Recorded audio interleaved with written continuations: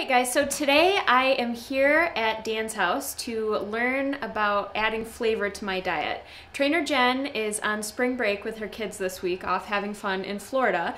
So while I am not at the gym, and as you can tell I am not in my gym clothes as you are used to seeing me, I figured I would come and enlist the help of Dan to make some meals, add some spice and some flavor to my diet, which as you know was strict before and got even more restricted a few weeks ago. So I'm here and I'm ready to learn.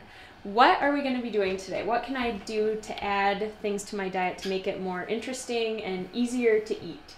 All right, well, one of the things we do on Funktified Food a lot is I get 3 questions all the time. One is, how can I make a dish healthier? And so I'm always kind of thinking about these options. We also get a lot of people who can't eat gluten, so they want something gluten-free, which just kind of almost happens to be your diet. Yeah. It's not quite totally gluten-free, but most of the things we're making today are totally gluten-free. Okay. And a lot of them are also vegetarian and/or vegan. Let's get going. I'm super pumped because I don't know if I've ever told you this, but I am really lazy when it comes to cooking. Like, I like to eat and I love to have things that taste really good, but when it comes to actually cooking things, I just get bored so easily, and I don't really reach out and step outside of my comfort zone, so I'm glad I'm here. Good. This is easy too. Anyone can do it. This will be a good sign. If you can do it, anyone can do it. All right. So one of the things you can have in your diet is hummus.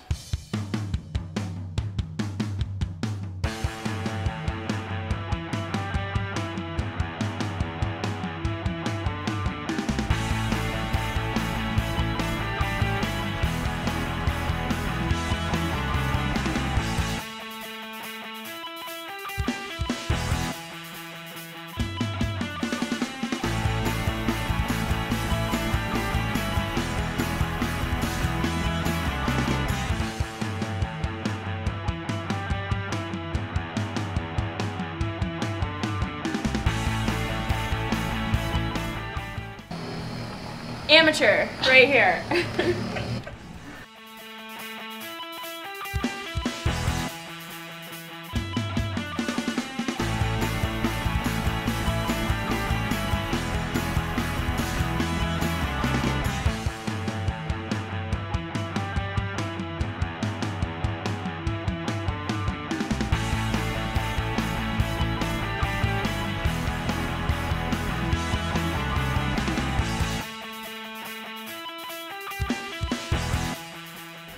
Alright guys, so you saw us make the hummus earlier, which was new for me. I'd never made that before, so that's exciting. Thank you for You're welcome. teaching me that.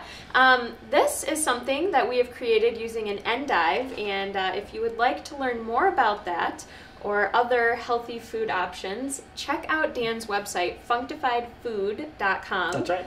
He's got a whole slew of other recipes, so be sure to check those out. What are some other things that we could do with endive? Well, basically, endive is just a substitute for like a piece of bread or like a taco shell or anything. You could fill it with any sort of lean protein, whether that's like a pork tenderloin, a chicken breast, turkey breast. You could brush it with a barbecue sauce. We have all sorts of options. You know, it's kind of fun to lay out. You don't always have to lay them all out, but you know, these are a lot of the options. We just have like you know, shredded carrots, you know, whatever else, all sorts of different herbs. You know, basically what you're trying to do is these have this nice crunch to them, just like a taco shell or something would, and then you're filling with all the same things that you would normally want to do, besides the real unhealthy ones. And what I love about it too is because it is so healthy, you could eat as many as you wanted, and you wouldn't have to do the same toppings on each one. That's right. Each one, when I came up with this, I made a list of all these things that I'm going to give you when you leave, that has all sorts of options for the protein, all sorts of options for the vegetables, and each one you can make different. That's right. When I was sort of trying these out, I made probably 15 different varieties. I bet you there's hundreds of varieties you could make. So there you go, endive. I've learned quite a few things today. Dan, thank you so much for being on my show. Thanks for having me. And helping Thanks for me being out on my show too. Yeah, no problem. So that's it, guys. I guess we'll see you next week, and bon appetit.